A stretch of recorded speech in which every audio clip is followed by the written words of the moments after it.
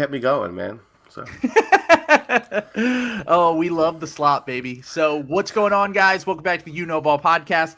I am your host, Trill Bro Dude, and today I'm very excited to have on Jimmy McCormick from ESPN Fantasy. What's going on, Jimmy? What's up, man? Exciting week. It's a good time to come on. The Jekyll and Hyde Sixers are certainly Jesus. back. And so you were at the Boston game because you had tweeted at me that you were like, let me come on the podcast, talk some shit. You know, we just got Harden. I'm feeling fucking good. Right. Everything's going great. And then Boston comes out and absolutely destroys us. So what was the vibe like in the building that night? Because obviously we have James Harden as the bell ringer. It's his first game at the game. And in classic Sixers fashion, when they have an awesome bell ringer, just completely shit the bed. So what was the vibe like at the beginning of the game and then throughout the game? Oh, yeah. It was like your cool cousin came over and, you know, for the pool party. And, you know, like you're like our we basically got pantsed in front of everybody, you know? Yeah. On national TV is what I'm trying to say. It was like this incredibly embarrassing moment. We were set up and it was in front of our coolest new friend, James. I mean, the cool part was, like, seeing it in person did feel real. Like, obviously, you know, it was like, wow, he's allowed to play basketball for us. A player who can dribble, shoot, and pass. Yeah, so, but I think it was the classic hangover game. You know, like the Toby was on, you know, Oklahoma Zillow. Like, there was just too much, I think, hangover from the trade. That's what it felt like. It also felt like the Celtics couldn't miss. So it was just so it was this odd mix. Daryl made the joke, Morey made the joke this week that at least they didn't break like Houston's record. It's like, thanks, Daryl, we don't care about that record. Like, but you know, like move on. We know you have all your buddies here now. Yeah. I was sitting there like in the second quarter. I was sitting next door. I was like, do you know that Nia Long is married to the coach? Like, meaning I was already thinking of exciting things to talk about the Celtics. So it was an embarrassing outcome, but at the same time, thankfully in the NBA, you can't take much from a single outcome because, like, true. The next night these guys lose in Detroit, like the Celtics, amazing. And 2 nights later, you know, you can set the stage, but 2 nights later, we're like, you know, making our cool cousin proud again. So like Harden, it's just, yeah. Beat the defending champions in Milwaukee. You know, yeah, right. Obviously they were missing a lot of rotation guys, but I needed this before the break for sure. Because if we had gone out in embarrassing fashion in 2 straight games, like if we got blown out by Milwaukee last night, I would have been like, I just can't go a week sitting on a loss like that. Like if the Boston game was the last game before the break, this would be the most doomer pod of all time. But like you said, they couldn't fucking miss. It was unbelievable. And, like, I think that Boston, you know, I think the Sixers have fared better against Boston over the past 2 seasons. They've kind of figured some things out. It does still seem like Horford kind of has – it seemed like that last season that Horford was in Boston before he came to Philly, Embiid had kind of figured some things out against him. He put up some crazy stats. The Sixers were more competitive in those games. And it does seem like in 2 of the 3 games that we have played against the Celtics – Horford has kind of gotten in Embiid's head a little bit. And because of the fact that they're able to they have so many athletic guys, that they have really switchable guys, they're able to, I'm my own fucking critic right now. I said the word switchable should be banned from podcasts, but it's true. Boston has a ton of switchable guys, a ton of really good help defenders that can kind of just get in Embiid's way and make him kind of speed up things. So that fucked up the half-court offense. But I'm not as concerned about the offense as it showed last night in Milwaukee. When the shots are falling, this offense, especially when we have James Harden, is going to be deadly. Like, I'm not too concerned with that. It's the defense that I'm really concerned about, especially against a team like Boston. Because Boston has 2, like, I think you were the one that actually said this when I DM'd you, which was basically like, were you the one that was talking about, like, you know, oh, great, the Sixers have no one who can defend wings, and the entire Eastern Conference is littered with star wings. Yeah, at least there's not like 17 of them in this conference, exactly. Right? Like, you know, like Zach LaVine's hurt, and it's like, oh, there's like 1 less. I mean, it's incredible. But that's the thing, is like this division was built like that. The Celtics, I kind of almost, this was like their plan was to have the switchable, right? Like the 6'6" just like can constantly get in your face, but at the same time, I still think it was a hangover game. I really do. I think Embiid was a little bit gassed to an extent. And I really do think there's an emotional thing that happens when you like talk about trading half your team and then it's consummated. So yeah, absolutely. And from what I remember in the first two Boston games, I'm not the first Boston game feels like so long ago to me. First game, it was that game where like Boston just like didn't pass at all. It was like the ultimate like dysfunction game. Do you remember? Like it was like 4 assists and like 40 turnovers. So it wasn't. It was like their worst, and this was our worst. Like this was like our like complete flat-footed, unathletic. Like it looked like Embiid and 11 George Niangs like on Tuesday. You know, so. Not Thursday night, George Niang. No. Tuesday. Well, not Coach Harden version. So. Yeah, so it did feel like it feels like in the Boston game. So first off, the first two Boston games were very close. Boston had a little bit of a disaster class in the first game, and they still won. We beat them the second game when Embiid took over, which, Robert Williams got into foul trouble earlier in the game, which I think, generally speaking, if there is a situation, if we are to face off against Boston in the playoffs and you can get Al Horford or Robert Williams into foul trouble, it's going to be really difficult for them. I know they have Daniel Tice now. Like, I think that their center rotation is better than it was, but Embiid has had his fair amount of success against Robert Williams and against Daniel Tice. They're just not big enough really to keep up with him. Whereas Horford's a little bit stronger. He's a little bit more like he's a smart defender. Like, he knows exactly how to get into Embiid's head. And it feels like everything that could have possibly went wrong for the Sixers in that game. And as you said before, Boston, pull up three after pull up three after like when Jaylen Brown hit that three in the second quarter, like I was just like, what can you do? Like it wasn't Mo Bamba like not getting guarded. This was like actual like just shot making. So. Yeah, exactly. And that's one of the reasons why I think that Boston, and I said this before, is like I feel like Boston is better than their record because since they don't really have like a superstar, like they just have a bunch of very high level guys. When they're missing one or two guys from their rotation, they can really struggle. And now they're finally back to being healthy. Of course, Marcus Smart gets hurt in that game. But on top of that, you just go, like, if all of their guys can be healthy, and as you said, they want to do, well, let's call it versatile. Let's not call it switchable. Yeah. Let's say they have their versatile defenders, and they have tough shot makers, which really pays off come playoff time. Now, it's funny because I feel like all season I've just been like, how can I judge the Sixers? How can I judge the Sixers?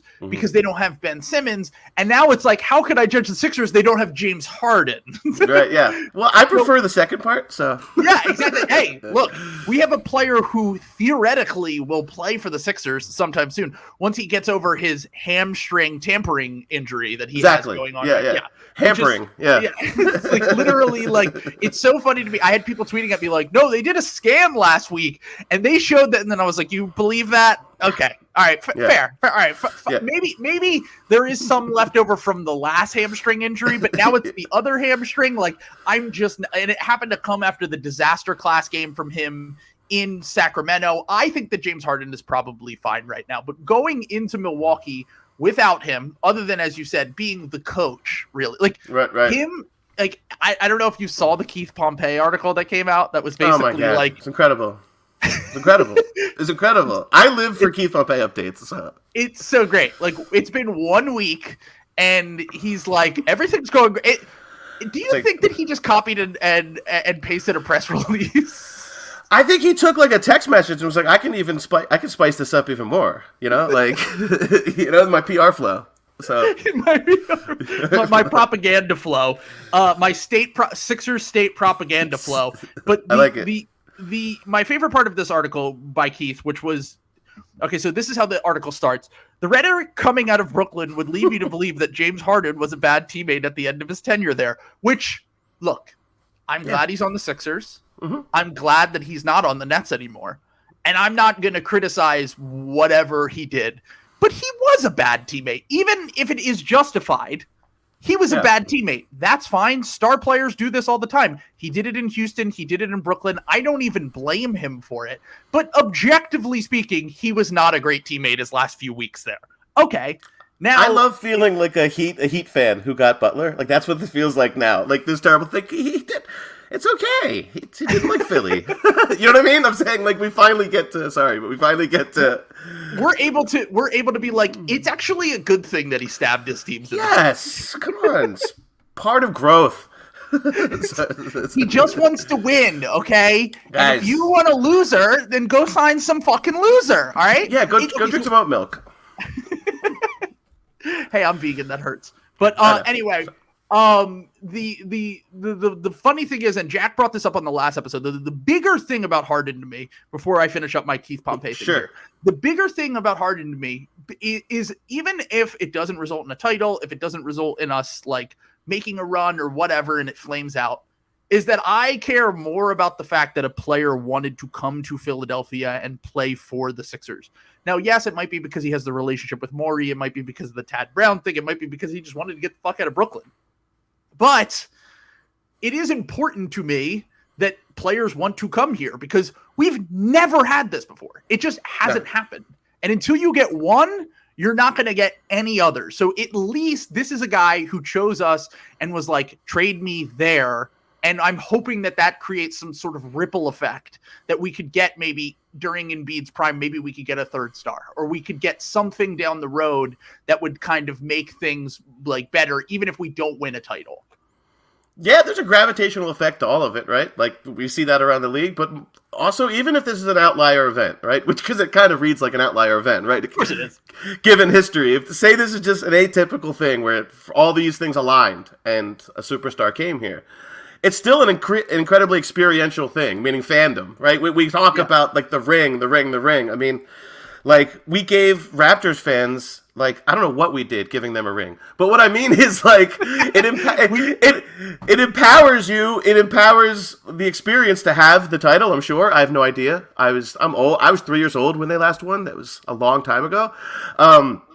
But I just imagine the experience, right? Like I know what the Super Bowl felt like. Exactly. So I guess what I'm trying to say is that like I'm just excited also for this to be real, like to have James Harden and somebody that I want, but also I always felt kind of fait accompli with Ben. Like who knows where it was going to go, but it always felt like I knew where it was going to go. Where I have no idea where this is going to go. So true. I like that.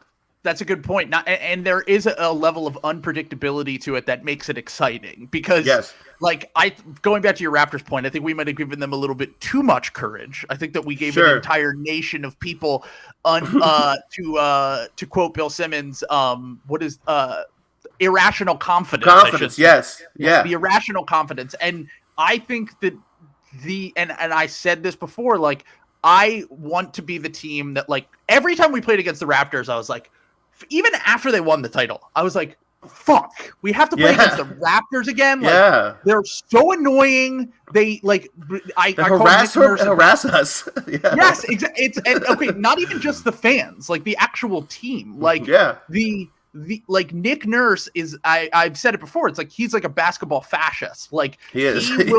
he will do anything to win, and I respect it. But I also am just like, he will grind you out. And you saw Giannis doing a little bit of this last night in the Bucks game, where they're trying to just like do literally anything to like grind out a win. Like they'll play full court press in the third quarter to get you tired and just get you and wind you down. And the Sixers now are kind of on the other side of this, where like absolutely, even if we're the foul baiting team, even if we're the team that like wins with math, I want to be the team that drives other people crazy.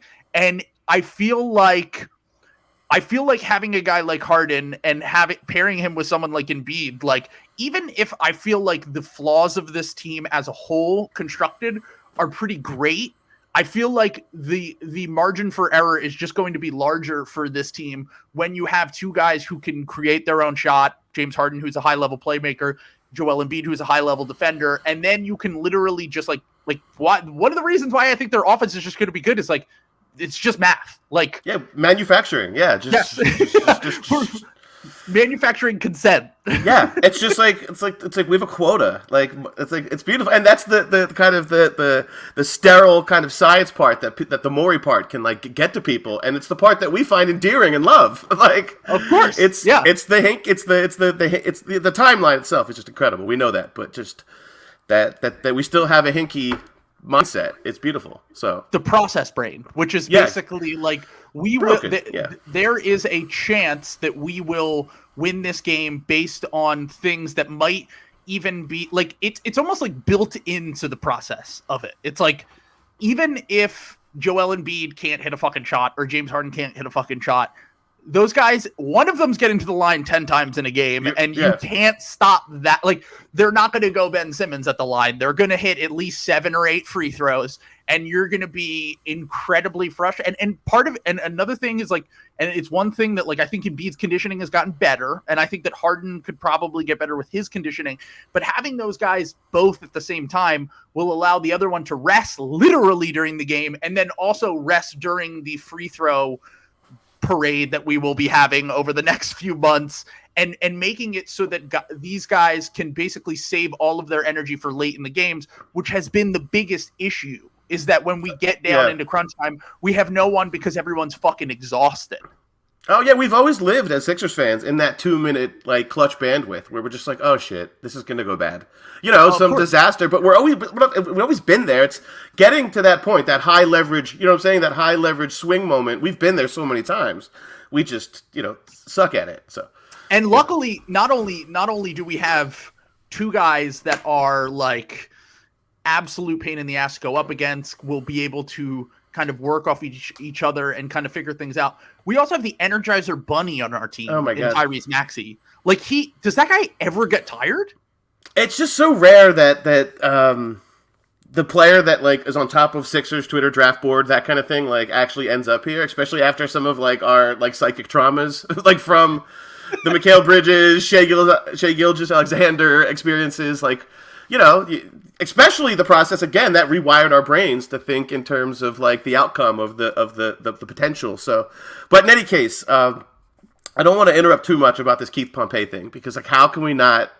Oh yeah, Keith. Like how can we not get back to like Keith's masterpiece? Because like he's the beat of like there's beat writers. He's the heartbeat of Sixers. He's the it's so funny because I had my friend texted me and was like, I think he in his own way is just like Matt, who comes on the podcast all the time. Yeah, came on and was basically like, there's no one that just has as much confidence to put this stuff out there. Yes. Like, oh yeah. It's just like the bravado of Keith. No irony at all. Yeah. No, there's not a single sense of irony or self-awareness of anything. He's just he's literally a real Hooper journalist. Like he's just letting it flow, like off the top.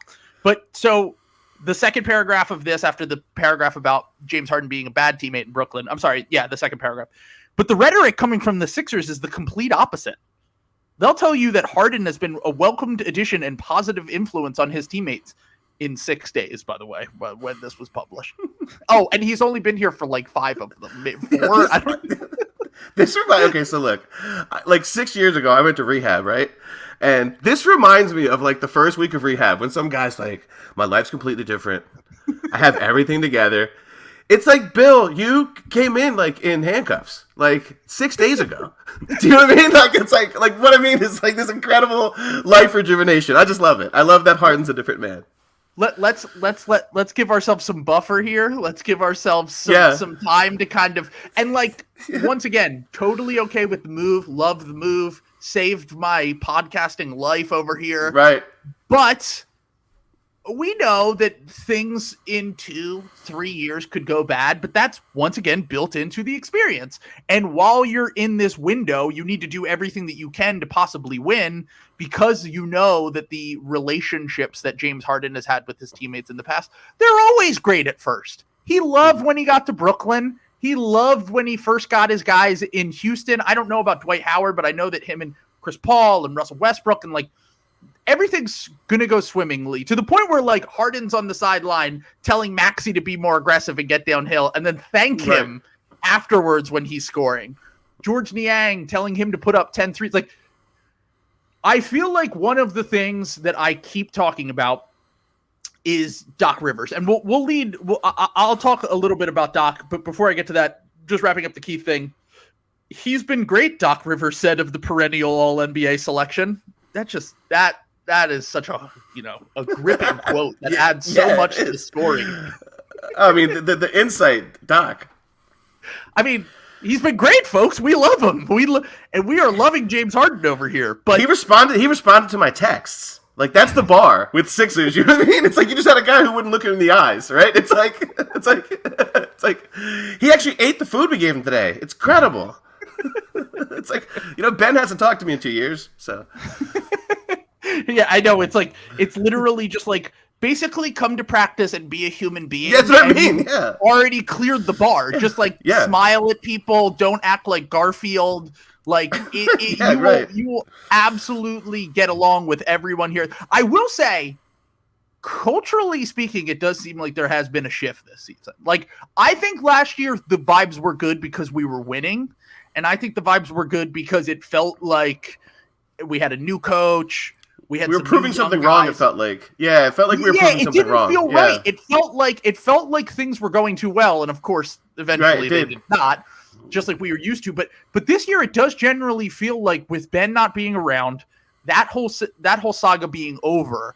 Like, Paul Millsap seems like he has good vibes. Like, he's been pretty terrible defensively, but like, his vibes are like seemingly off the charts. Everyone since they got, like, Paul Millsap, James Harden, they just keep talking about the culture, and I'm like, are we the culture team now? Or is this like is Doc and is Morey and is Joel Embiid, like, are they responsible for this new, like, positive vibe for the Sixers? Like, it feels like it feels so foreign to me that, like, guys like are smiling at practice. Right. I'm gonna just go ahead and say that it's gonna, like, my guess would be it's Embiid. Yeah. Right? Like, that's like, he's this transformative leader. And not that he was ever a poor leader per se, but just like the engagement went up. And also I think like some of the I have no idea what the level of I don't think there actually was this active discomfort between him and Ben, but what I'm saying is just that, like, now it's truly, there's no jockeying for any sort of air, right? It's like, it was a power struggle, yeah. It was, and that's what we've learned. However, like, passive aggressive it was, I mean, over the years, and that's kind of how they work. I'm not even making fun of that. Like, it's like been a long term, like it wasn't even bitter. It was just that odd office space thing that they kept going for, Yeah, and absolutely. Like, Ben was just like, "Where's my stapler?" And they would all laugh, Like, but in any case, I just think the accountability. Like, we can take goofy quotes, but when you watch the team as much as we have, like, you see it. Joel just has a different temperament and a different, like, accountability is not the word, but it's just like he's more of an old head. Like, he just seems, it's a, he's 27 or whatever, but he seems like the old head on the team now. And I guess, like, at some point, Tobias giving out, like, quinoa recipes was cool, but now they're like, you know what I mean? Like, and Al Horford gave insurance quotes. Like, all those guys are, like the real thing is that your best player is also, like, your best character guy, it seems like now, or he's setting the examples. And there was definitely some petty shit when he was, like, calling out, saying, like, I can call out Tyrese, I can call out, Matisse about their games and see them grow. But I think that culture of accountability is like Joel. And it really helps when you show up the next year a lot better after the year you were the best. Yeah, like, it's true. So leadership is also that way, right? Like, it is. Like, lead by example shit. Like, like my dad. My dad's like a super quiet guy, but he just, like, was one of those, like, quiet leader type dudes, and you can't really know that until you're around that type. Ben, I don't know, he's just a quiet guy, and that's not even an insult. It's just not who he is. Yeah, like, and I think the whole loner point guard thing was always a weird look if you thought about it. It's kind of conflicting. Yeah, like, not a lot of loner quarterbacks. No, exactly what I'm trying to say. But in any case, long story short, rambling. I just think that in the history of all, like, the nerdy NBA books I've read, whenever you see, like, a big shift in a team's culture, it comes from the player, like, one of the best players doing it. Like, you can have your great character guys in the end of the bench, but I think culturally, Joel is the guy. Because let's be honest, like, Doc has also his history. You talked about, like, the first year with Doc, the first year with James. First year with Doc is usually great. So where are we going from here? 100%. Right? Yeah. So this is one of those things where one of the things I also feel comfortable about this, as much as it's mysterious, the Harden experience, it also feels like we're married in now a little bit more, and the tumult of all those years of like at any point your roster could flip. Like, do you remember the Butler season? We could get an update like every 3 days that we traded 7 players. Meaning, like the roster changed so much. There was so much. 2 seasons, really. I think we literally had the most players we even had during the process years during that season. Yeah, so I just think, long story short, I think we're married to this now. So we're going to actually have some continuity, even though it's going to, be somewhat dramatic, because. That's how the Sixers work. We're the most dramatic team in the history of sports. So. It's true. We are. We cannot. We are the person who says they hate drama, but they actually love drama. Sixers are the human embodiment of a high schooler who hates drama. But kind of going back to the Daryl, talk about is it Morey? Is it Doc? Right. Is it Embiid? Morey. One of the things when he got here, they asked him about what do you do for a work culture, and he literally said he's like. Your best player is the one who needs to lead by example. Your best player is I let the guys create their own culture because it literally comes down to lead by example. It comes down to keeping them happy, but also making sure that they are engaged. Because the second your star player is unengaged, as we know, as every team knows, you're fucked. Basically whether the strategy in Houston was good enough or was good or not. That's what his plan was the whole time, was keep James happy. James is an MVP candidate. He could be the best player on a title team. And in order to win a title, I did think it was interesting when he did go on Rights to Ricky Sanchez this week. That was the first time I've ever heard him say James was not the best player. Which Yeah. That was and I understand and once again, about keeping your best player happy and keeping them engaged and making sure, and of course he's going to talk about Embiid. He's having an MVP season, but if you ever listen to any of his quotes from when he was in Houston, always James is the greatest scorer of all time. James is could go down as one of the 10 best players of all time. He was willing to have active Kobe arguments as an adult. He was willing to have active Michael Jordan. I know, it was impressive. Yeah. The level of commitment that he had to this bit was just completely amazing. But I just think that it's it does show a little bit of a shift in if he knew that Harden would get upset by him saying that, I don't think he would say it, which is important. Yeah. Harden, one of the things that people keep talking about is this is Harden's team. Mm-hmm. I'm sorry, this is Embiid's team, and Harden is coming into it. He's going to be the one that has to adapt. Really, for only the second time in his career. And the last time that happened was last year, and things have not gone great. A lot of different factors, obviously. But on the floor, they seemed to go well. So when they were winning, before the vaccine thing, before before the injury, all that shit things seem totally fine. But I do just think that it's even if Harden doesn't believe any of the things that Morey's saying, he's okay with him saying that because he wouldn't say it unless he was.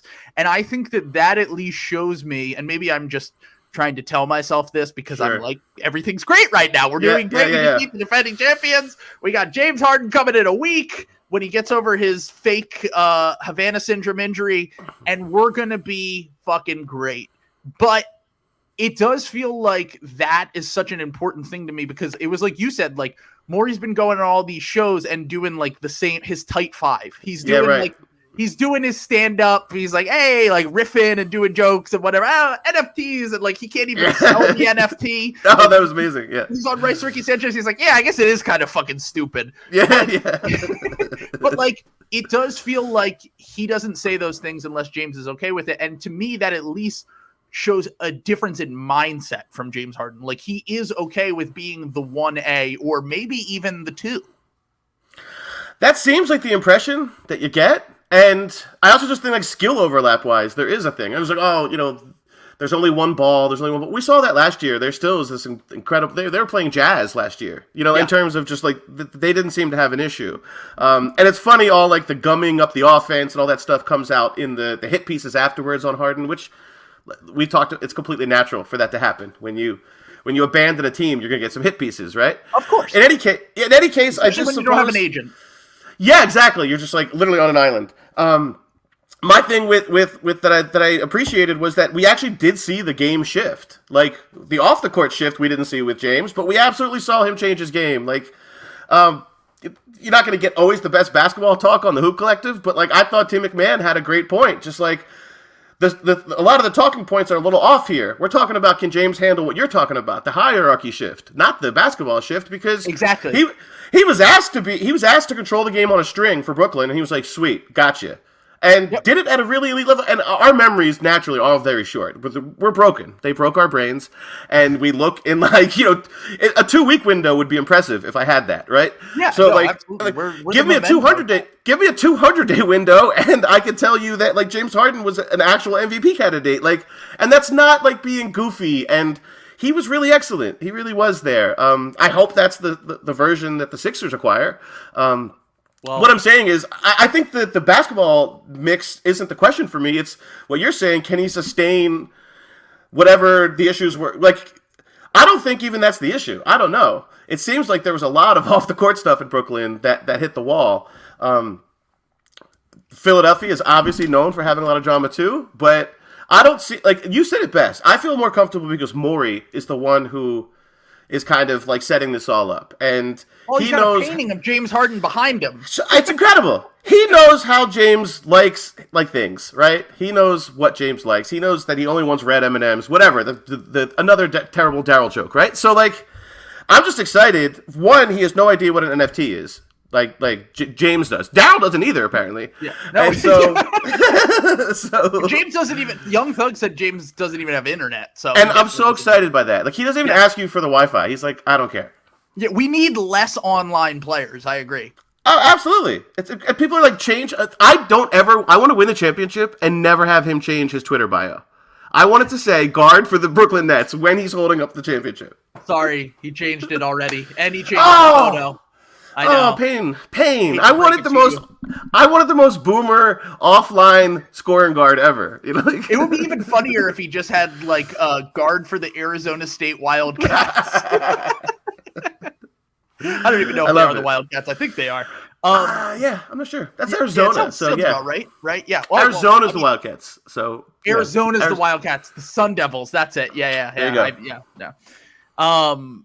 That would be incredible. But I kind of just like, let's talk a little bit about, because the on the court stuff, I'm not as worried. I am a little bit worried about the defense. I've gone over this before. I don't think that and Morey, of course, was on there on Rights to Ricky Sanchez and was like, defense is going to be fine. James is great. James is great on the ball, off the ball. He leaves a little bit to be desired, but they're not used to Joel runs a drop. Harden runs a switching system. They're going to have to adjust. And it's like, okay, well, we have like 20 games to figure that out before the playoffs.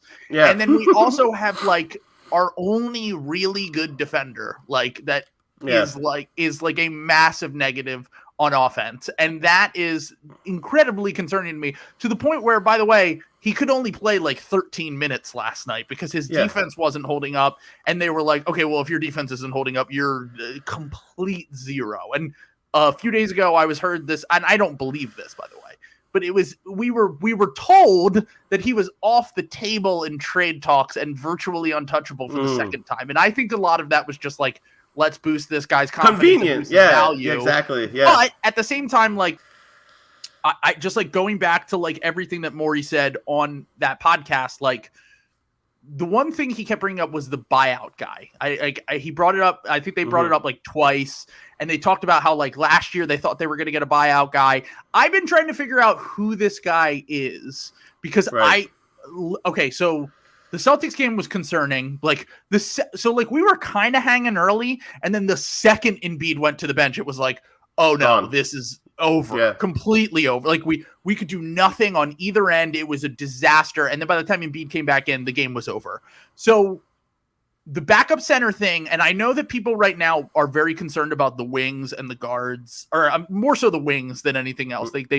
They're like, we just need a two-way wing. And I'm like, so does every team in the NBA. Good luck. Yeah, exactly. It's like, I think the best player you realistically could have got at the deadline that was traded was probably like Torrey Craig, who really what's the difference between Torrey Craig and like Matisse Thybulle and Danny Green? Like they're all relatively in the same bucket of wing, and like he's maybe a little bigger. That's it. Yeah. A good game from Niang and Korkmaz like you did last night. And like you can fill in the gaps around that stuff and hope to figure it out. But this buyout big thing is actually kind of important to me because like we know that we have been, and like James will make the backup center more viable if he is a rolling threat or if he is a stretch big. But we know that the Sixers have had a history of struggling when Joel goes to the bench, even when we had Jimmy Butler. And like, is this version of James Harden better than that version of Jimmy Butler? Maybe we'll see in the playoffs, but like, who do you think it could possibly be? Because I've racked my brain and I've written out things, and the only player there are two players I really don't want it to be. If we get Enes Kanter, the podcast is canceled. It's over. We're done. I'm cool. I don't ever want to see Enes Kanter in a Sixers jersey. I won't call him Enes Freedom. It's a joke. I do just want to say I also don't want DeAndre Jordan. But those were the two fears that I had in my brain was like, oh no, we're going to get one of those two. And then Doc's going to be like, oh, I got a veteran big. And he's just going to, and like, there's no way that those guys are any better than like Paul Reed. Like, they're just not. Like, and just like that first Doc press conference where he's like, we all have different belief systems. It's just like, stop it, Doc. Stop it. When he's like trying to explain why Enes Kanter's a good offensive rebounder. It's like World BT Party. I don't need this. Like, I don't want to do this. The hope is that it's Derek Favors, right? That's the hope. I have some bad news about Derek Favors. But it's not going to be Derek Favors, is it? They're not going to buy him out. Do you know about the Oklahoma City thing? No, what? Does he... So they haven't reached the salary floor. Yeah, right. So all the players get money, but Bobby Marks said on a podcast, it's not the reason why Oklahoma City didn't make any trades at the deadline was because all those guys were like, don't trade me. Because they get the money, right. Because they get like an extra $2 million at the end of the season. So 23 divided by the roster. Yeah. So apparently it's also, I'm not positive on this one, but I heard that it was prorated.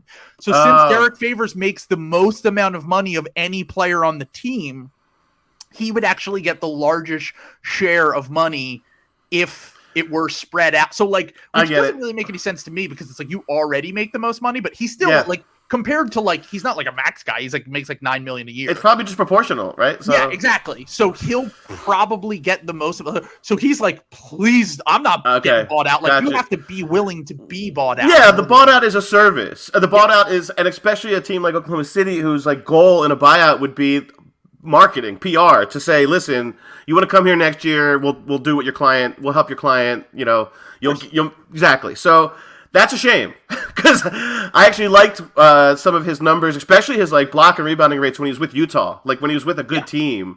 And that's not that long ago. Oh, Robin Lopez isn't very good at basketball anymore, and he never really was. And he doesn't fit. That's my big thing. No, he's a clogger. Yeah. Right, and it's like that's why I don't want Kanter. That's why he's not going to roll. Like, yeah, exactly. Like Drummond is a post-up big who like does a lot of that stuff and can operate out of the high post and stuff. But he also can occasionally roll and like a little protect bit, the rim and like do things that you want your role player center to do. Whereas and he's got pretty good hands on defense. Yeah. Like he was kind of active. Yeah. Yeah, absolutely. Like he had an impact on the game that was not just like you couldn't just break it down to like he's a stretch big, he's size. A rolling big. Yeah, exactly. It wasn't just like vague terms that we throw around. Yeah, you're right. And I feel like Robin Lopez is the only one I can think of. I can't really think of. Like, I heard some people bring up Tony Bradley, and I'm like, I just don't think they're going to buy out Tony Bradley. Like, there's a couple other guys on that team. Is it Thomas? There's a couple other guys that I think they might cut into the roster for the Bulls. Yeah. They have like a European guy. You know what, too? I don't think this is much who knows if it's a Daryl thing, but like Doc's the kind of guy I feel like if you played a good 10 minutes against him, he'll never forget it. And like, Robin Lopez hit like 7 hook shots on us one time, and I think he's like, remember that? He's like, you remember that? Do you remember that? It's like, shit, Doc, we do remember that. Damn it. Like he's got one of those, like, he's got like an anecdotal memory. Do you know what I mean? He's like, do you remember that? That 6-minute stretch. Yeah. I mean, didn't he sign Josh Smith after a playoff series? Yeah. He's like, I know you. Like, so that's, it's like, it's not ideal. But I guess my hope, my Sixers emotional hedging would be like the idea that While Butler wasn't as successful keeping the offense afloat, this is going to be more like, James's like offense, right? Like right. I would just counter that. Maybe, I don't know. I don't want to dive into all that lineup data, but like maybe like James wasn't really empowered the way they probably should have been looking back, right? Like to have like really orchestrated that second unit. Maybe James can and keep us afloat, because I'd rather patchwork it with seeing if, maybe this is optimistic, but seeing like if it's on roster, right? Like then if it's one of those guys, but I'll trust Daryl. I'll trust their system. Like it's just that, who is it? I mean, thankfully, the wording seems to have already ruled out Cantor, right? Because he said, like, imminent buyout, or it seemed like he couldn't talk about the player. Right. Because he mentioned, I can't talk. Is another guy that, like, probably, he was already cut.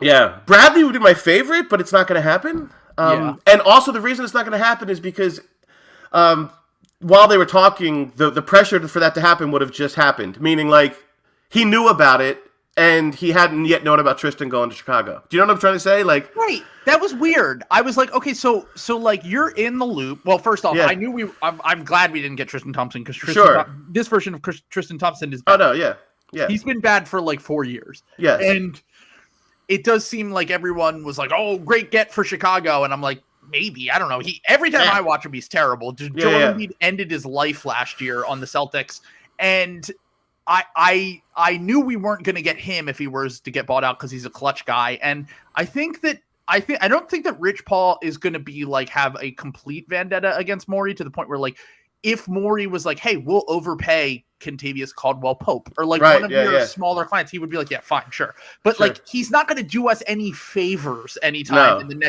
the next few months. Funny enough, I actually think Derek Favors might be a clutch client, but just that'd be even better. A little bit of wordplay there. But I think that like the weird thing about it was he's like, oh, I'm kind of frustrated we can't announce it yet, and I'm like, well, then what's the fucking holdup? Like, Someone give it to Keith. Somebody leak it. Yeah, exactly. I need some leftover slop, which is what buyout stuff is. My God. Because can you imagine the Keith Pompey character rehabilitation focus on Enes Kanter? He's like, the rhetoric was, this is one of the worst people in the world. No, Keith, no. The President G-based media will have you believe. Yeah. No. January 6th flow. It's like, Jesus Christ, Keith. Set multiple alarms, Keith. So okay, I've changed my mind. Enes Kanter can become a Sixer if only we get some fire Keith content out of it. That's the only way. It's the only way. He's going hardcore for the CIA and going ham. But so another thing that came out this week, just a little bit, just like, obviously Morey goes on his press tour. He does like he told a story on Coward, which you listened to the Coward interview. I heard the one little clip, which was basically talking about like, we had 2 first-round picks, and we were trying to get X player from the Western Conference, and we couldn't get this player. And then we turned around and we were like, do we want to use the 2 first-round picks to get James Harden? And someone in the front office was like, come on, it's James Harden. And I'm like, that was you. Like, yeah. Like, it was some strange thought exercise. Yeah, exactly. And I'm like, okay, I know that was a lie, because I'm like, so you couldn't use 2 first-round picks to get a really good player that would fit on the Sixers, but Derek White just got traded for 1 first-round pick in a swap. Right. The math was not adding up somewhere there. But there is a new theory from Zach Lowe. I don't know if you saw the clip that I posted the other day. Is it a conspiracy theory or? Yeah. Because okay, so it might explain, because like I still am like trying to figure out, because like once again, 100% glad that Daryl Morey made the trade when he made the trade, because I think you need to do everything you can to salvage Joel Embiid's MVP level season once again. Totally agree with it. But it doesn't really fit what he has tended to do in the past. Like, he's very careful with quote unquote assets. Like, he's not just like going to like, I think he will overpay for a star if he needs to, because it's like, we did this after the Anthony Davis trade. Like, oh, the Lakers overpay. Oh, they won the title. Like, he wouldn't care about losing the argument if they get the star and they can figure that stuff out later. But if he knew that James Harden was going to come here this summer, and he knew that the Brooklyn Nets were falling apart, and he knew he didn't have to give up Ben Simmons, Seth Curry, Andre Drummond, 2 first-round picks, all that shit, then why did he trade for him now other than the fact to just salvage the season and like maybe capitalize on this moment where you can make this trade.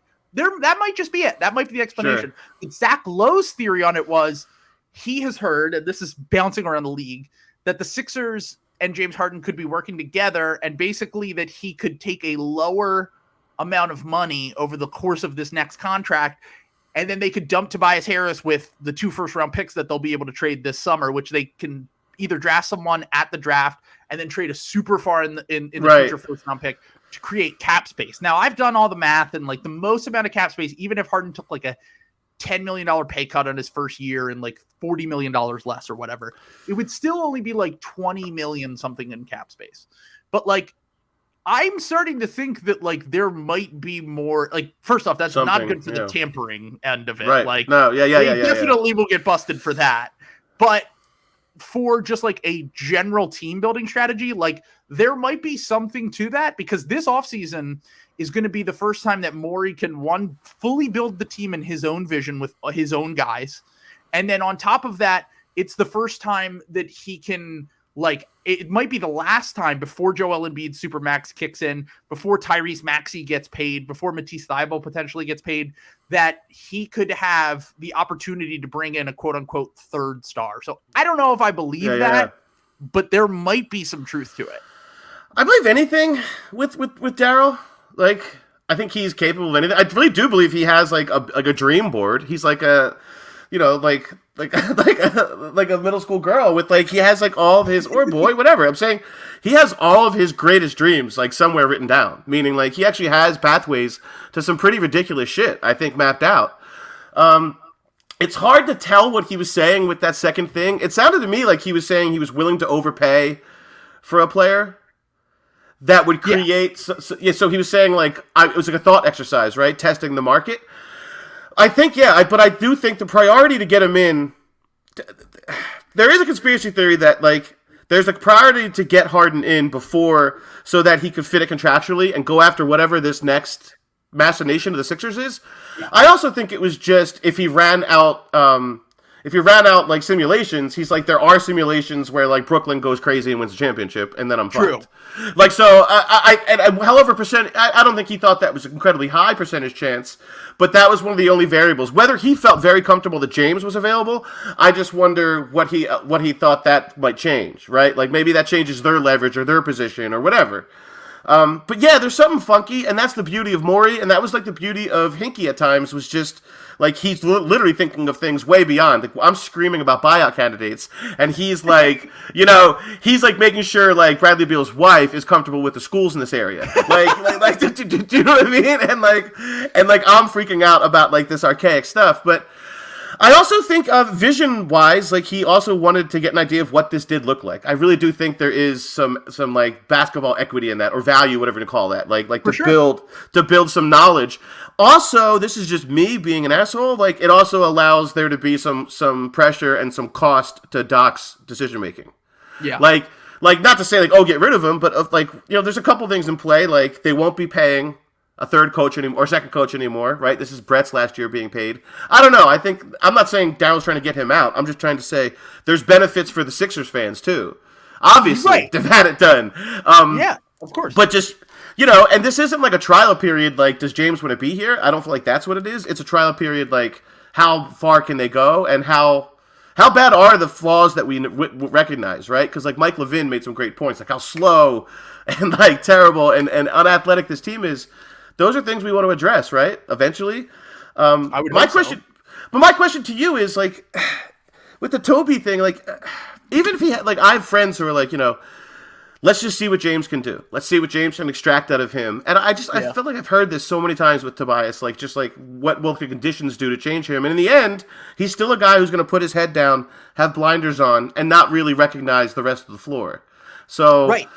Tobias doesn't mold his game to other people's games. Everyone has to mold their game around Tobias's. And that has been a problem for years now. And I think that Tobias, like, my hope for Tobias is that, and this is one thing that I think will be hopefully the best thing for him. There's really two parts of it, but the main part is taking the decision-making out of his hands. because Tobias, as you said, like he can get blinders. He's not an initiator. He's not a good enough initiator to run an efficient, good offense. Doesn't get to the line a ton. Not a great passer. Doesn't process the game well enough. Right. Is a good mid-range shooter.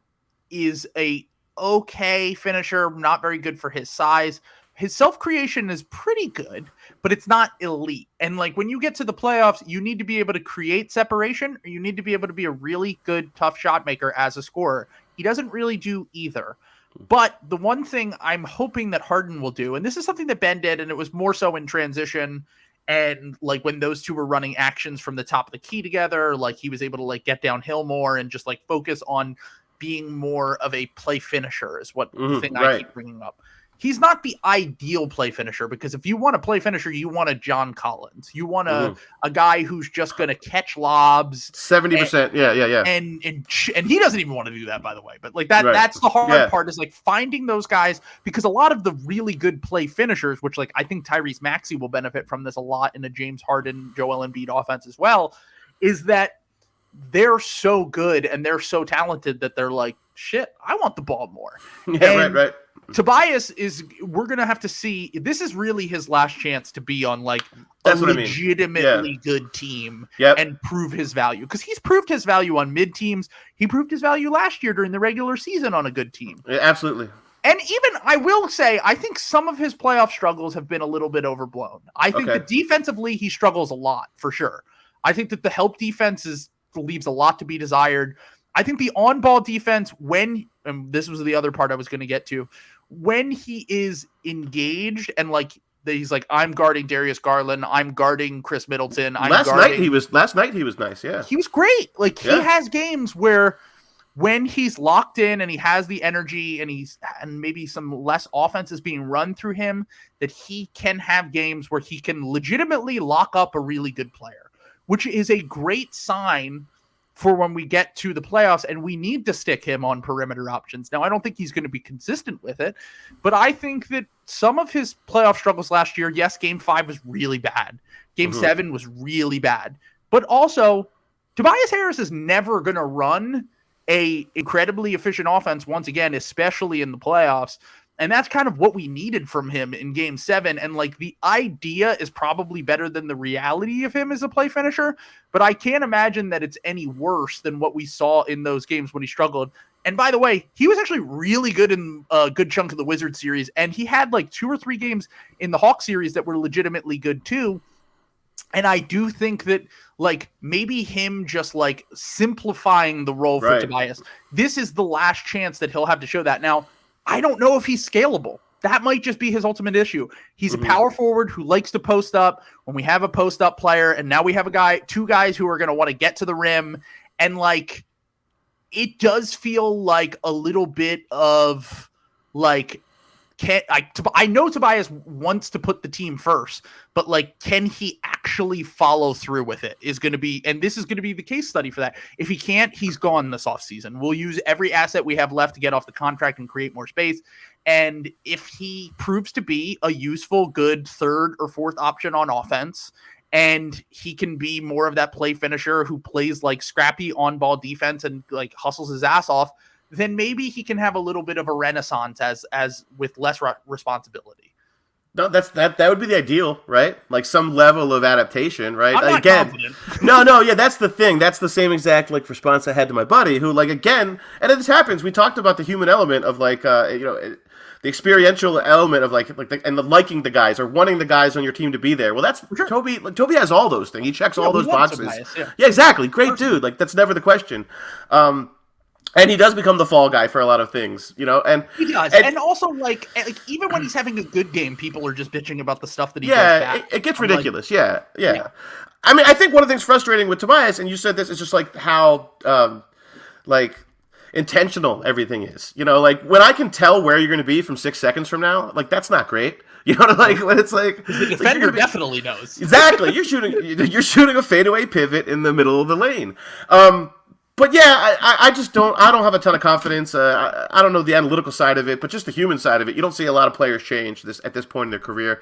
My main thing would be if somebody could tell them you can make a lot more money, like in the back end of your career, not like he's worried about that. Just shoot a lot, buddy. Shoot. Yeah. Like you're a good shooter. Like you're not a great shooter, but you're a good enough shooter. Like if teams respect guys that are high volume guys that shoot in the 35, you just need to shoot league. Like, just jacket. They're never going to respect Matisse Thybulle because they want Matisse Thybulle to take that shot. He'll leave him. Yeah. He literally will be top 10 in wide open threes every game until he can hit above league average on decent volume.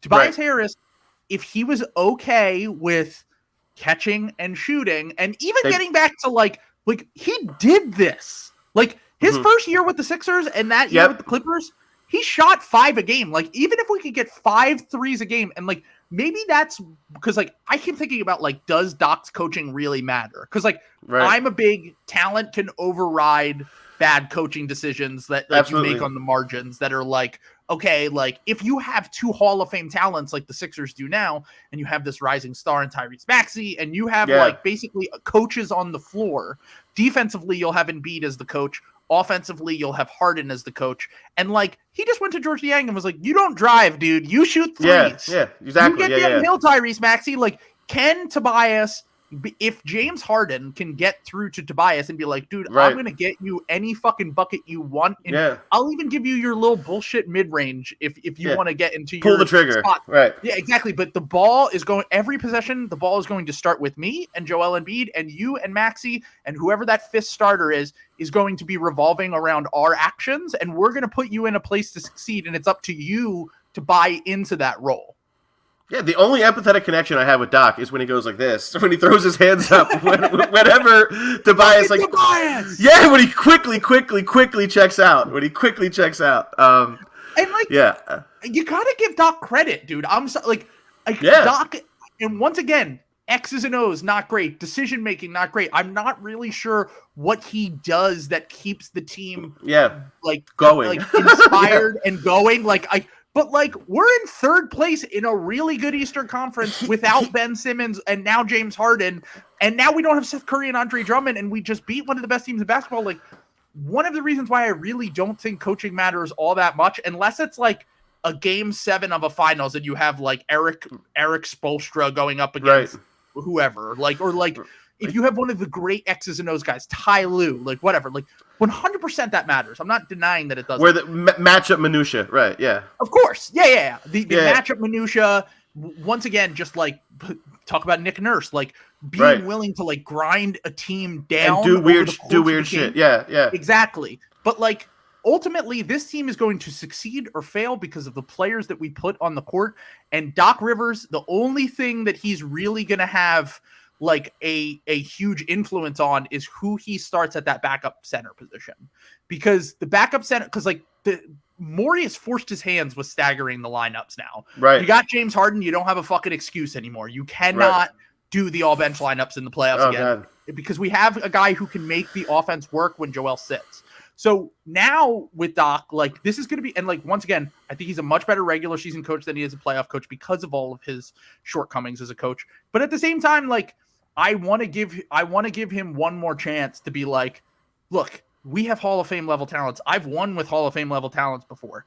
I can figure this shit out to the point where I just let the game go into their hands and I take a little bit more of a backseat, because he's not like a micromanager coach, it doesn't seem like.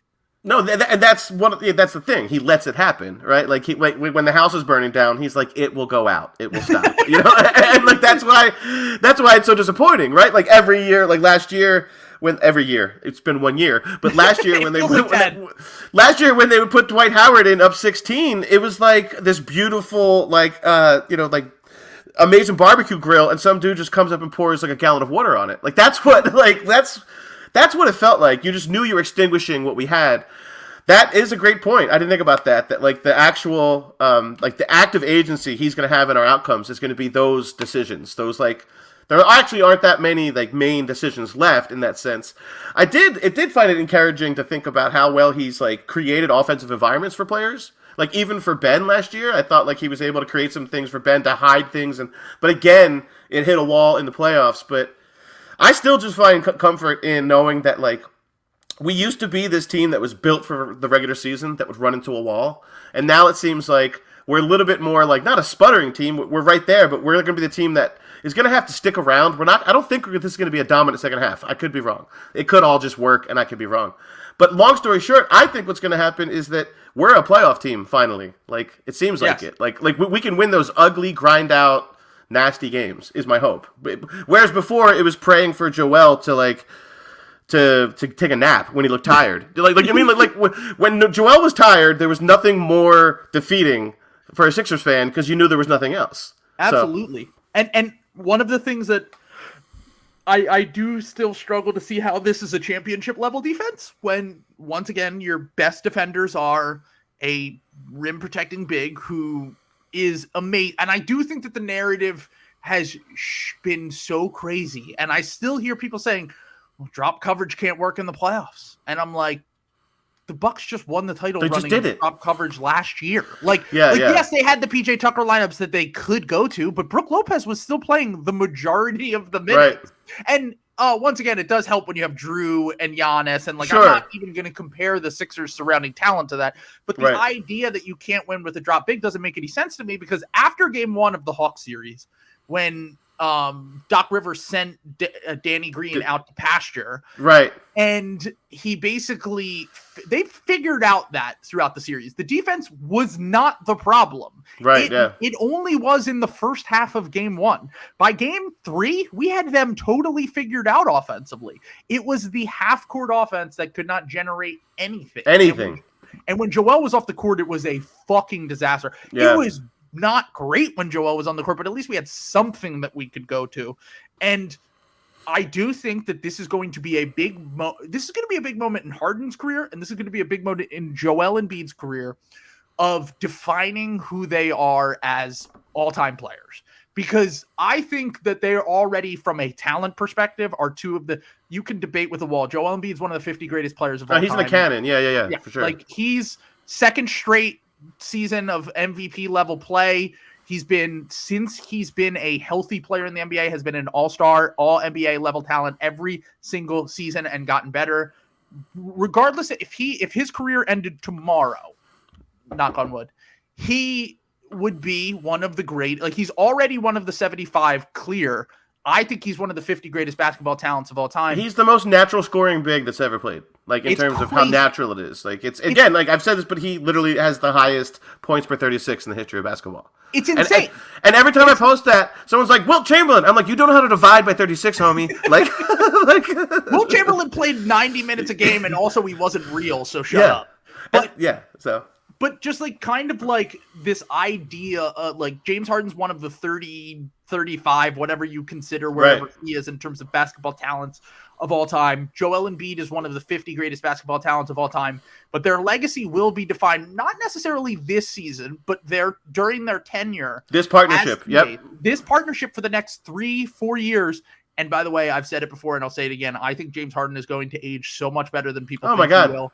It doesn't make any sense to me. I was screaming Chris Paul before, this summer. I was screaming Chris Paul because I was screaming Chris Paul back when he was in Oklahoma City. I was that off season. I was like, how are we not going after this guy because he had he's coming off a hamstring injury now, same age, and Harden's doing even younger, and he's doing the same thing that happened with Chris Paul, and we all just have fucking amnesia. Yeah, and I get it, and people can say, "Oh, take care of themselves," all these other things. I have no idea about any of that stuff.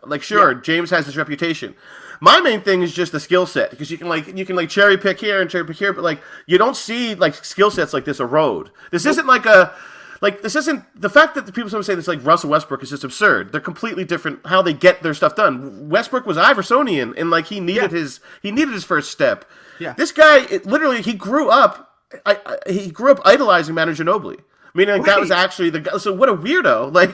He didn't that's awesome. Makes it weird. Yeah, he didn't have a first step to begin with. He was like, I'm literally gonna goofy foot this whole thing. So I suppose just there's but there's something beautiful about that, right? Having this idea that they're defining the defining elements of their career. This passage is going to be it. When you remember it, no one's going to go back and say, "Oh, you remember that month that Harden averaged 50?" That'll be a footnote. That'll be more important if he wins. But this is it, and it's exciting. And we have James Harden, so who gives a shit? And going back to your point about the playoffs is they've already proven they're two of the greatest regular season players of all time. Yeah, and right. they've had moments in the playoffs where they have proven that they're the greatest players of all time. But they both have not had a stretch run, and you can blame that on injuries, you can blame that on other people, you can blame that on whatever, but every truly great player all time has at least one run where you just go, they're the best, or they're one of the greats. They were, I give weirdly enough, I give Harden, and Joel's still very young, so like you have to give him a little bit of a break too. But I give Harden maybe the biggest break of any superstar. Even before he got to the Sixers, I was like, dude, his best years was up against the KD Warriors. Like, and we forget how close they were. Morey mentioned it. Their championship odds spiked to 60 or whatever it was. Like, yeah, because you almost took down like the Dragon. Like they were literally. And a fully healthy, the actual year, like the true year, it was the middle year where like, it wasn't the integration year for KD. It was the middle year where they were just unstoppable. Yep. And they really did have them on their back foot. They were that close to it. And that's the other thing that I love about Morey, too, is that he was willing to go after that he was willing to chase. He didn't, let that throw him off. And now, like he said, he's been saying, this is the most wide open, the most parity-driven NBA I've ever seen. Right. So. It's like the East it is so funny because last year his whole thing was like, yeah, Brooklyn's really good. Yeah, but I'm not worried about that. Yeah. I went up against the KD Warriors. I went up in the Western Conference when it was fucking stacked. I'm not worried about that. And then you turn around and you look at the East this year and you're like, shit.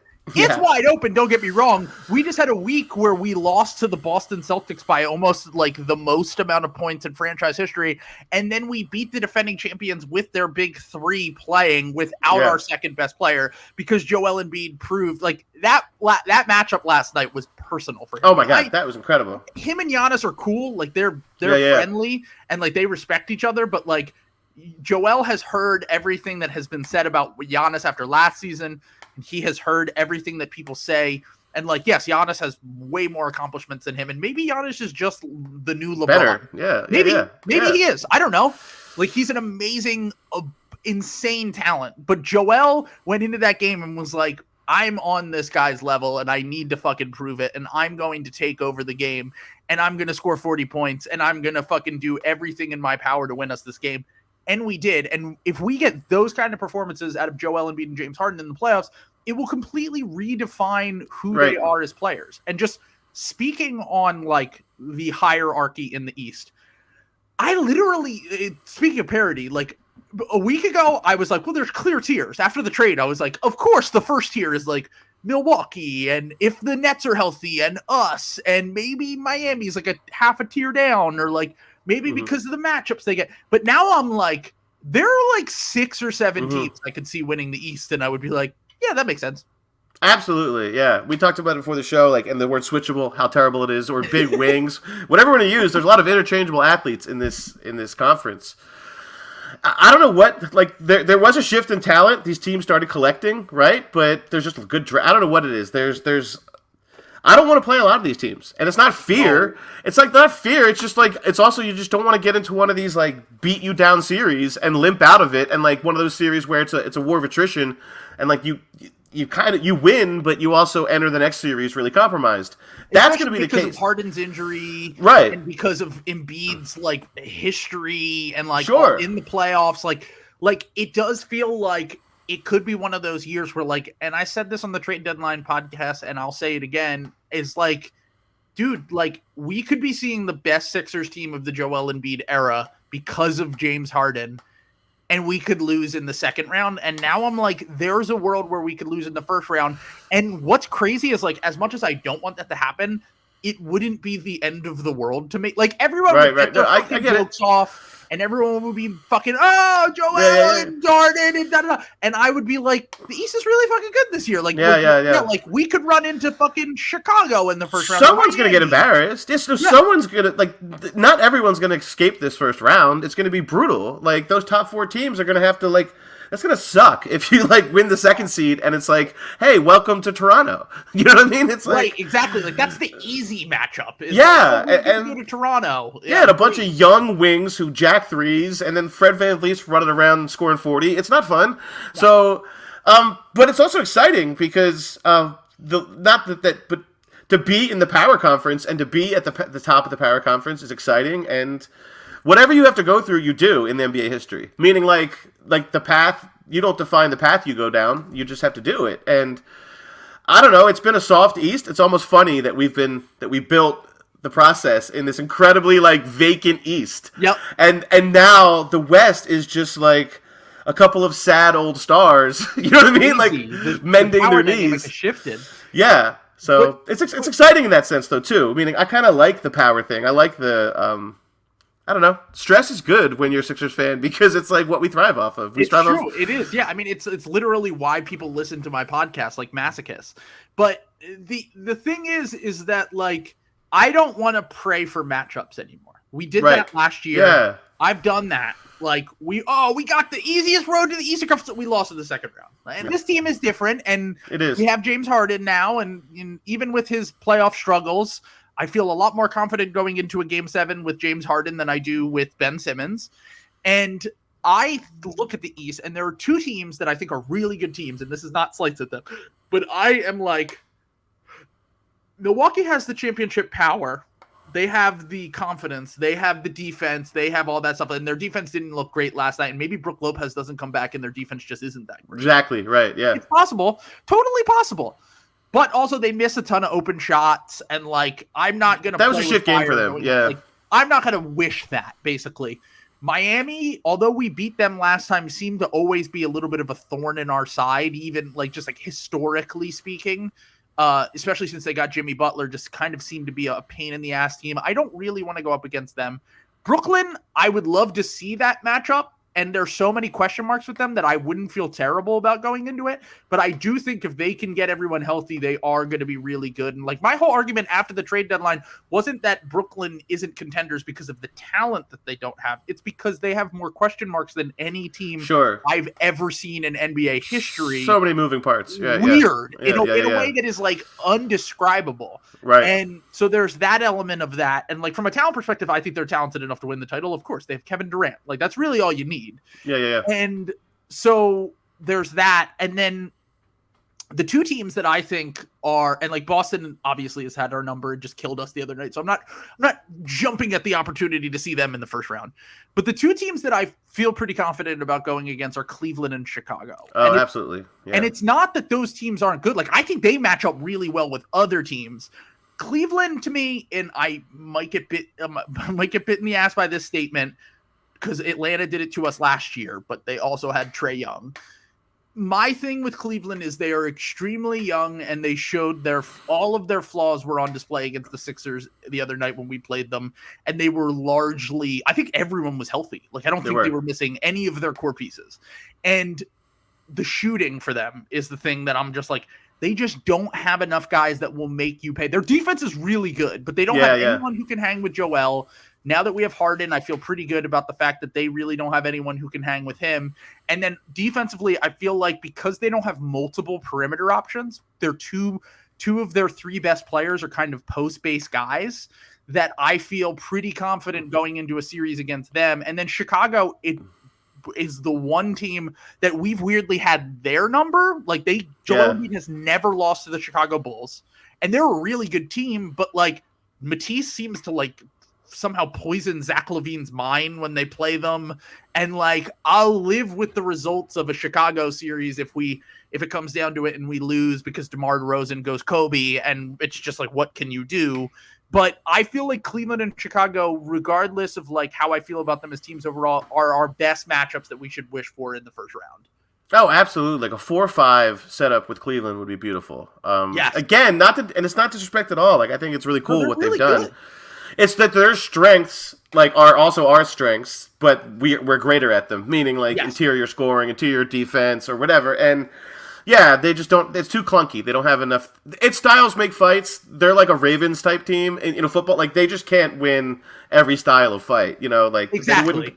They wouldn't be able to come in, and if we were shooting, they wouldn't be able to keep up with that. Chicago, to me, it's also about health, right? Like they're just not like they've been cursed all year with health. For sure. It's also to me just Vooch. Like he just has nothing at all for Embiid, and also it's nothing the opponent can do about it because you can't. What are you going to do? Take off this incredibly like high efficient like they need his offense, of course, and they need his size. So it's one of these like, I mean, it's like their poison pill. I think is that like Vooch will just never even hold a candle to.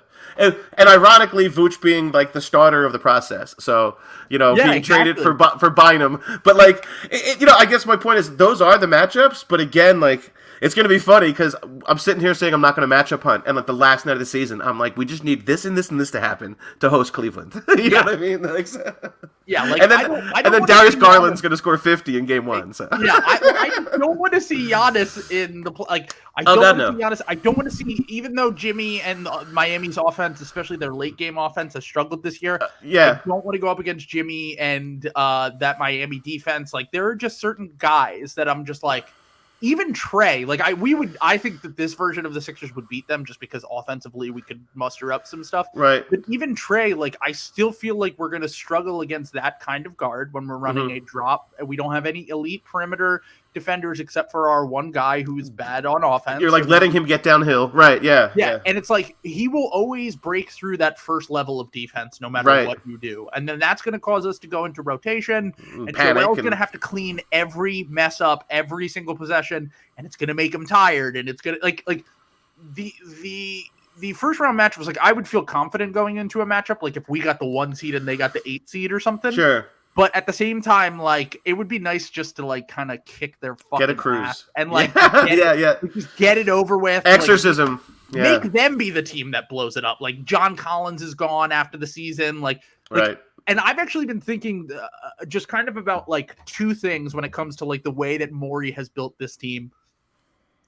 One thing is we talked about Tobias Harris and we talked about like his utility as an offensive player as like more of an off-ball guy, play finisher.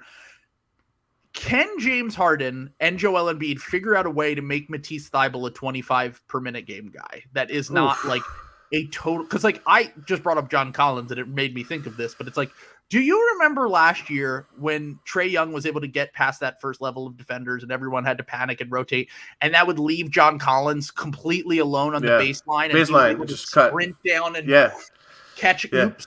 Yeah. And it was just unguardable, basically, because it's like Joel can't guard 3 guys at one time. They just manipulated the space. Yeah. They beautifully. That is the thing that I think that like could Matisse. I don't think he's going to be as good as John Collins or Clay Capella at this. But can he attack that void? Right. Can he attack that void and be a guy who just is like basically a baseline lob catcher from James Harden, because he's proven to be able to do that. Like he's very athletic. It's the problem with Matisse is when he gets the ball in his hands. Oh God, yeah.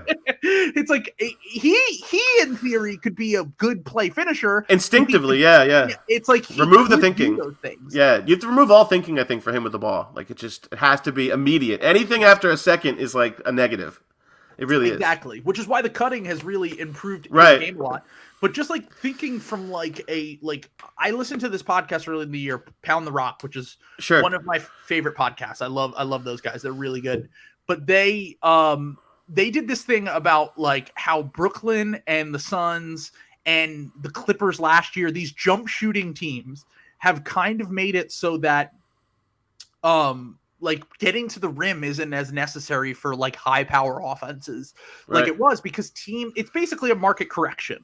Okay. So like the market inefficiency was I don't really know how to fully describe it, but basically they were like teams focused fully on protecting the rim and stopping efficient like corner threes and things that are like easy points that teams will math wise like the go to what the Rockets did, what the Warriors did, like what those teams did, and it made it created this market for good mid-range shooters who, like, when the defense takes everything away and they leave you with Chris Paul and Kevin Durant, and now like the Nets have like 5 of the greatest mid-range shooters in the NBA right now. DeRozan, yeah. Horrifying. Yeah, DeRozan, those kind of guys can kind of fit into this. And my thought is maybe Morey's looking at it like, well, I have Joel Embiid for that, because even if he's not a 55% mid-range shooter, even if he's a 47%, 48, he's going to draw enough fouls. That the point per possession is already, yeah. Exactly. It will even itself out. James is not a great mid-range guy. Neither is Tyrese. Tobias is pretty good, but not great. Maybe he looks at it like, we're going to correct the market back again, like where the market inefficiency will be getting to the rim. Threes and rims. Right. James is not finishing at the same rate that he has in the past, but he's still getting to the rim. And Tyrese gets to the rim. Mm-hmm. And if you can try to use Thybulle in that kind of like lob catcher, play finisher, cutter, collapse and dish, he will get to the rim. So like basically, is he looking at it like the market inefficiency now is like rim pressure? Right. And we need to get as many guys around Joel. Like you think you're like, you need shooting around Joel, which you do. Undeniably. Everyone knows that. When we saw it last night, when Georgie Yang and Furkan Korkmaz and all the high volume shooters are hitting their threes, the Sixers are unstoppable on offense. But maybe he's thinking when the team scheme to take that away, we'll have 3 or 4 guys who can just constantly get to the rim, and that we won't have to worry about basically teams doubling Joel, about teams staying home on shooters. Sagging. Right. Exactly. Yeah. And like this new style will be Joel plus rim pressure guys. Well, yeah, because I mean, like Matisse is never going to attack a closeout like dribbling, and so like his way to attack it is like that. They used to call it like the Wade cut, like, but you know, Wade had that threat of destroying you off the dribble, but meaning like just collapse that space. I think that's interesting because one, Doc is really good at creating like offensive roles, so hopefully that's one of them. And I think it's imperative to find ways to get that guy on the floor. Like yesterday was the absolute. You know, the ultimate like evidence. Like we love to look at plus minuses, but that was an accurate plus minus. Like 14, like that wasn't one of those like runs thing. That was like he was incompatible with winning yesterday. Yeah, and yeah, that's what it comes down to. Is you can't play 4-on-5, and we just played 4-on-5 for too long. I don't think that's really true with Ben, but I think it reduces to that. So yeah, it's exciting to think.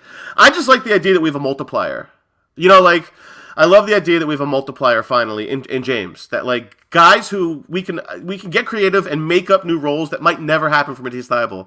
But because he's so good, we can imagine them. Like Ben McLemore was like shouldn't be in the pros. meaning Harden and Morey have had that happen before, where they like unearth these PJ Tucker came from China, or Deshaun Tate was like also like I know that was Raphael Stone, but it's through the same philosophy of like bringing over like wings and being like shoot 10 threes if you want to play in the pros. Yeah. And so I'm excited by that. And if it's not in his skill set, and it's pretty clearly not in Matisse's skill set, right? To be, you know, at least now. I mean, I don't think that he'll ever become a knockdown shooter, but like.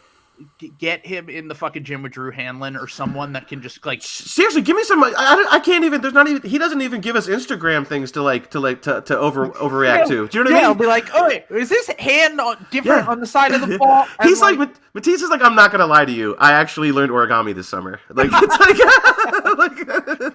like yeah, I traveled a lot. Yeah, exactly. Found myself, you know, a little bit of French. Last offseason, he said he worked on his help defense, and I was like, yeah, it's like when Ben's trainer used to be like really worked on his finishing and his dunking. I was like, wait, what? He's fine at those things. Yeah, we don't need that. But yeah, we're trying to get Ben up to a full court sprint. I was like, that's your off-season goal? Oh my god, yeah, it does feel like I guess the Sixers are just cursed with Australian players who are insane defenders that might just never have any offensive utility on the team. But it will be interesting to see. Ultimately, I'm just very excited for 1 week from now. Hopefully, we will get to see Harden with this team, because I've just spent months dreaming about it and weeks talking about what it would look like. And these are just some ideas. It's going to be really hard to figure this out on the fly, though. Like, oh, absolutely. But again, that's kind of like what we said. That's the joy of it, right? It's like, the fun of it. Yeah, exactly. Yeah, it's like if we were going into the playoffs with the same team, I would be like, oh, what the fuck am I going to talk about? Yeah. And I think maybe that was the vibe in the entire organization. It really did feel like it hit a ceiling, even without Ben's. Even without what happened last summer, even without the emotional off the court stuff, like or whatever. Exactly. I'm saying without any of the actual issues that created the break, the basketball was coming to a head at some point. And it's not even like, can they work together? Of course they can work together in the plus minus sense, but like we still need to like win the games that like continue to lose. So exactly. Look, I'm a process guy, but the results have been very bad. Exactly. I know. You keep telling me this T-shirt's confusing. it's like process over results. Yes. So, unless, dude, first just get me. I really do just want a nice, beautiful playoff run. We deserve it. At least give me 2, 3. Give me Maxey working out with Harden. Give me exactly. And when CJ McCollum left the Blazers, I don't know if you read his Players Tribune article, but it made me feel really good about not trading Tyrese Maxey because even if we never win anything, even if we never get that playoff run or whatever, and they got one, they got to the Western Conference Finals, they got destroyed. Sort of, yeah. I mean, that's more than most teams do. They had some great nights on Twitter. Let's just say that. Like, exactly. They were the clout team. They were fun. Yeah. But like reading CJ's article, which was basically about like the connections that he made in Portland and like coming up with Dame and like being the guys that like, I mean, like small dudes who like were like 4-year college guys, or maybe he was 3 years. I can't remember. Yeah. But, like just like against the grain and like fell in love with the city and had a real connection with the fans. Like transform the franchise. There is more to sports than just like the lizard brain. Give me a championship. Like absolutely. And I think that keeping Maxey through this trade deadline makes me feel an immense amount of joy. Because I just want to have like him and Embiid be like our guys. Like even if we never win a title with them, I'll be totally content with like we got to watch 2 of the most talented players in the NBA and Joel Embiid, one of the most talented players of all time. And they were like part of the culture and part of the city and like active members in the community. Like it's just cool to see that, even if nothing ever comes from it. Absolutely. Again, the experiential element. That was what the process was. When we looked back, it was all it was the pick swaps that we loved the most. You know what I mean? It was like it wasn't like it wasn't the number 1 picks. You know, it was Joel and all that stuff was fun. It was the commercial break. Was what felt so good about the process. Was that stuff? Our heart was won on the margins. Real quick, last night when Maxey was at the line, they put up the wrong line and said Maxey had 42 points, and I was like, and that's what I said. That I said, holy shit! I was like, he has 42 points. There's no way. And then I was like, I knew he had like 18, but I was like, you know what? 18 Tyrese Maxey points feels like 42 points to me right now. It's like so 42, and I'm like, okay, all right, but it's like that's what Joel does. Like when Maxey scores 20 points, I'm like. This might be the greatest player I've ever seen. It's like living in like a live filter. There's like hearts popping out on my television. Like it's just like it's really enjoyable. You're right, and also that's something that the process that we haven't had is the fringe, like the surprise development, and that's what's so like fun about this. We finally got one. Got one, and it might alter the franchise. Exactly, because I don't even know if they're desperate enough to make this trade at the deadline. Like maybe all this stuff doesn't happen last year, but maybe we don't even get to that point because Tyrese Maxey is not helping us win in games. Sure. And like and then Marty won't have to pray that like Zaire Smith becomes Gary Harris or whatever his like dark dream was, you know, like so we've had a lot of dark dreams with our process guys, and now finally one of them came true. So exactly, we finally got a hooper, and now hopefully they can make a run. All right, I have to go to work. So thank you so much, Jimmy, for coming on. I had a blast. I'll put the description down there with Jimmy's Twitter and stuff. Go follow him. And I'll talk to you again soon. Go Sixers. Peace.